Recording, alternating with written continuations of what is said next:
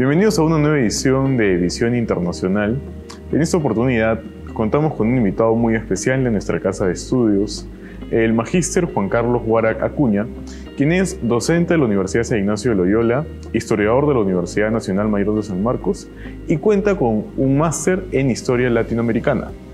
Doctor Guarac, como siempre nos hemos dirigido a usted, es un gusto poder conversar después de tiempo.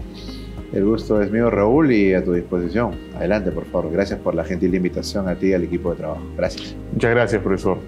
Y bueno, vamos a empezar justamente con un tema muy interesante que es estos vaivenes ideológicos, esta crisis que tenemos en América Latina, que se acerca sobre la crisis de los partidos políticos, ¿no?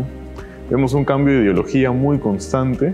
Hemos visto, por ejemplo, esa transición de izquierda a derecha a izquierda en el Brasil. Se habla de esa transición de justamente de Lula, después teníamos el gobierno de izquierda que ha estado, después hemos tenido a Bolsonaro y otra vez hemos pasado nuevamente a Lula, ¿no? Sin dejar de lado a Dilma, que era la continuación de Lula. Vemos muy similar también en casos como el Uruguay y el Paraguay, donde hemos tenido presidentes como Luis Lacalle, pero también Mario Abdo Benítez. Ha habido esta transición del Frente Amplio a partidos de derecha y nuevamente a la izquierda, cuando en otros países han ido derecha, izquierda, derecha. Y eso lo relaciono mucho en lo que tenemos los últimos años del Perú, ¿no? Si bien es cierto, estos países no han tenido, pues, PPK, Martín Vizcarra, el presidente Merino, Sagasti, Pedro Castillo y Dina Boluarte, estamos hablando de 6 presidentes, sí han tenido problemas internos de ideología política. Y entonces, ¿cuál es su definición o cómo ve usted el panorama, no solo del Perú, sino a nivel regional del tema político, ¿no? Estos procesos de inestabilidad que atraviesa la región? Muchas gracias, Raúl, por la pregunta y sobre todo muy pertinente. Lo que ayuda, decía Fernán Braudel, y lo que aporta el historiador dentro de una perspectiva de estudio de la dimensión política es principalmente esa visión de largo plazo. Ya. Entonces, sí, es cierto verlo desde el quinquenio o verlo desde los últimos 10 años o 20 años, hay ciertamente un vaivén, ¿no? Algunos autores lo llamaron justamente una especie de teoría sociopolítica del péndulo, ¿no? Es decir, es parte del movimiento social, político, de las organizaciones que corresponden a cada país y cada país con sus particularidades. Visto así, Sartori, un genio que sustentó muchísimo y renovó los estudios sobre la democracia, 90, aún posterior a su deceso, nos habla de la necesidad del pluralismo democrático. Ya. Es decir, mientras estos partidos o organizaciones no atenten contra la viabilidad y la estabilidad del sistema democrático, pues todos estos partidos tienen, según la estructura y según la organización jurídica que tenga cada estado, tienen la posibilidad y la necesidad de participar. Partidos de derecha, partidos de centro, partidos de izquierda, porque este movimiento, este péndulo es lo que le brinda a la democracia en sus distintos espacios la continuidad de su existencia. Claro. Desde esa perspectiva, acoto el término que has utilizado bien y que utilizan sociólogos y politólogos a nivel mundial, el tema de las crisis, ¿no? A ver, yo como historiador, crisis le llamo a la Revolución Rusa. Ya. Crisis le llamo a la Revolución Francesa. Lo demás, mientras haya convivencia entre agrupaciones humanas, lo único que no se mueve son las piedras y los muertos. Comprendo. Es decir, es parte de este desarrollo progresivo, decisivo, que se tiene en cada proceso especial como es el electoral. Claro. Pero dentro de la visión del historiador y dentro de esta propuesta de vista de Dios Padre, es parte de la convivencia de las grandes agrupaciones, particularmente. Claro, me encantó que justamente ponga la definición de Sartori, totalmente de acuerdo, referente a lo que es la política, ¿no? Porque el hombre, recuerdo mucho, la clase de introducción de las ciencias políticas, el nombre es un sum político, un hombre político, Y usted menciona justamente este tema de la participación en la política. Pero si nosotros comparamos el porcentaje de peruanos que está inscrito, que milita en un partido, frente a otros países quizás como México, es mucho menor la participación política, y cuando digo participación política no es ir a votar, sino es militar en un partido. Entonces, en el Perú vemos partidos históricos, quizá como el APRA, que justo está cumpliendo 100 años, Acción Popular, que nuevamente está en un proceso interno de reorganización. El Partido Popular Cristiano creo que sí perdió su inscripción electoral. Hoy por hoy. Pero hemos visto muchos partidos nuevos, o sea, muchos partidos que aparecen y se disuelven, por así decirlo, como por ejemplo el partido de Humala, ¿no? El Partido Nacionalista, por ahí el Frente Amplio, estos partidos que han salido, Perú Patria Segura, Renovación Popular, que bueno, es una transición de Solidaridad Nacional de Lucho Castañeda a Renovación Popular. Entonces, ¿qué tiene el Perú en la parte social de que no hay esa consolidación total de los partidos políticos? Porque al momento de hoy, si volviéramos a ver los partidos, no tenemos un partido así histórico quizá como el PRI. No tenemos partidos así fuertes. Bueno, sería ideal como en el caso de Estados Unidos, que tienes los republicanos y demócratas. En el Perú, en nuestro caso, por ejemplo, si bien es cierto, tenemos dos partidos que en la actualidad tienen sus años, por los más antiguos, el APRA y el Acción Popular, que no han perdido la inscripción, pero no son partidos que en este momento tengan ese nivel de relevancia política y participación política como quizás lo tienen estos partidos bien consolidados en los otros países. ¿Qué aspecto social considera usted que los peruanos no participan adecuadamente de la militancia política, o porque hay muchos partidos que solo son de 5 años, ganar la elección, gobernar y desaparezco? Como, mire, ya para darle el paso con el partido de PPK, ¿no? Es interesante, y en eso ayuda, estoy seguro, los estudiosos de relaciones internacionales, sobre todo cuando en sus cursos fabulosos que son estos de análisis político de Asia, de América, de África, preguntaría yo cuántos partidos tiene la India, cuántos movimientos políticos temporales de corta, mediana, larga duración agrupan, ¿no? O la propia Inglaterra, el propio Reino Unido. Entonces, bajo ese eje comparativo hay dos propuestas que has tenido a bien señalar, ¿no? El porqué de la durabilidad. Pero ello, recordemos, tiene como cortaviento la valla electoral.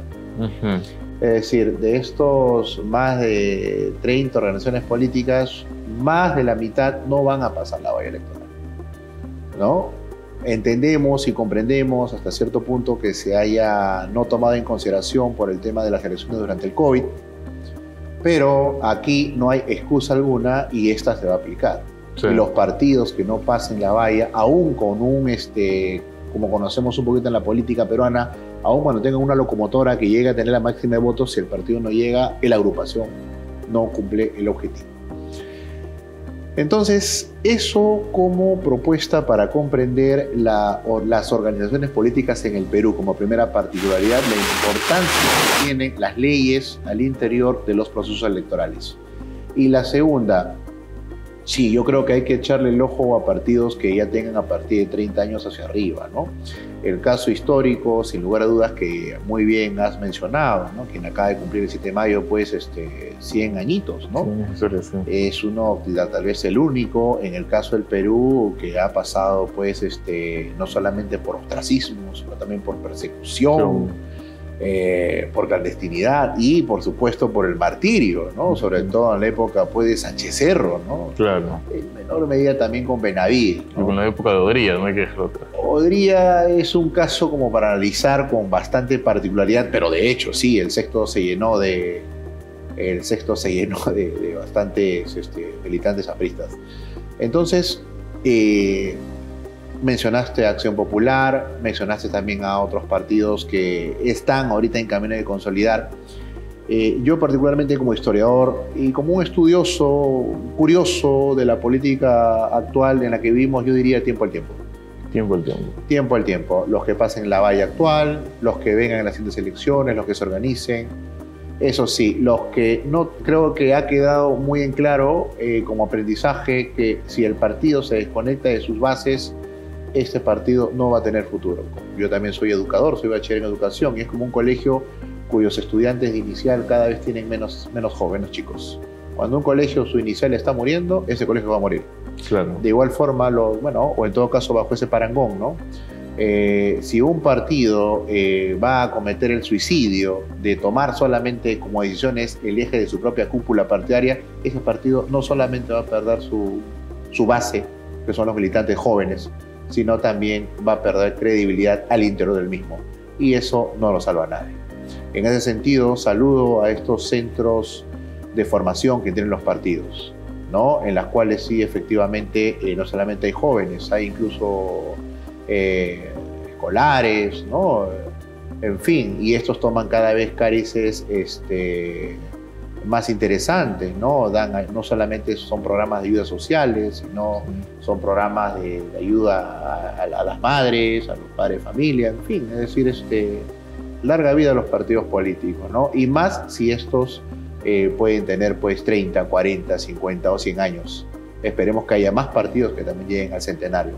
Lo demás, particularmente, vendrá por añadidura. Pero esto no sirva para que no veamos, pues, en gran medida estas mini catástrofes que surgen cada vez que no se estructura bien la viabilidad o hay una confrontación de poderes que ciertamente puede afectar viabilidades del sistema democrático. Eso sí, hay que verlo con siempre suma distancia, ¿no? Recordemos que el último gobierno militar terminó en el 80, ¿no? Claro. Entonces, a partir de ahí, algunos compañeros de estudios tal vez lo ven con distancia, pero somos una democracia relativamente joven, ¿no? En realidad el Perú ha tenido más presidentes militares, caudillistas que presidentes civiles. El primer presidente civil lo podría ser justamente Manuel Pardo y Lavalle, ¿no? Estamos hablando de 1872, estamos hablando, ¿no? Es decir, más de 50 años después de la independencia. De la independencia, ¿no? 51 años después de la independencia asume un presidente civil, ¿no?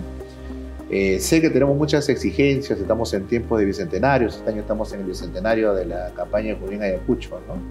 Que es con lo cual se consolida pues la independencia ya definitiva del Perú, y con ello pues creo yo que hay que seguir dándole desde nuestras especialidades esa visión internacional de la viabilidad de la democracia. Verla solamente desde la localidad puede que nos dé un rasgo aproximado hacia alguna tendencia, ¿no? La cual querramos nosotros a bien proponer, y eso está perfecto, siempre y cuando no atente pues, contra la viabilidad democrática, ¿no? Pero la visión internacional te permite eso, ¿no? Te permite ver bajo un eje comparativo particularidades que tal vez no son tan exclusivas de la realidad nuestra, ¿no? Se repiten, claro, ¿no? Pero por supuesto, estrellas aparte, sin lugar a dudas, en Latinoamérica son Chile y Uruguay. Sin lugar a dudas, ¿no? Elecciones continuas, de un lado al otro. No están en los vaivenes como Perú o como Brasil, ¿no? Con espacios. Bueno, Chile sí ha estado en un vaivén recientemente, en un vaivén, ¿no? Su primer vaivén, esta transición del gobierno de derecha una derecha porque también sabemos de que Michelle Bachelet era socialdemócrata, Piñera, sí, derecha completamente. Sí. Y estos problemas sociales que ha tenido Chile a la transición a Boric, claro, ¿no? Pero me refiero a que no han tenido ese espacio vacío que han tenido Brasil y Perú, ¿no? Claro. ¿no? De gobiernos interinos. Sí, totalmente. Y que luego se han consolidado y, bueno, han seguido las pautas jurídicas que sus gobiernos y sus leyes les han permitido, ¿no? No, totalmente de acuerdo. De hecho, las elecciones que se vendrán en un par de años van a ser unas elecciones muy interesantes con lo que ya nos ha sucedido este último gobierno, con lo que está sucediendo en la región, y como dicen, ¿no? El factor principal es la formación política. Espero y estoy más que seguro lo que veo de que van a haber nuevos políticos. Hay una nueva generación política que incluye muchos universitarios acá que ya se están formando. Pero bueno, profesor, ha sido un gusto, de verdad, poder conversar con usted estos minutos. Gracias. Compartir un poco del conocimiento, a pesar de que el tiempo siempre queda corto cuando se habla de política, ¿no? No, es verdad. Definitivamente la política nos importa a todos, porque nos afecta a todos económicamente, de manera social y todo. Y muchas gracias. No. Sara, si algún pequeño mensaje nada más, que los jóvenes vean su carrera, estudien, terminen, métanse con todo. La universidad en verdad da bastante énfasis en el tema de investigación, métanse al grupo de investigación y por supuesto lo demás vendrá por añadidura, ¿no? La verdad que ánimo en ello. Muchas gracias, profesor. Eso es todo en la edición de hoy. Muchas gracias por acompañarnos en esta oportunidad y será hasta una siguiente oportunidad en Visión Internacional. Hasta la próxima.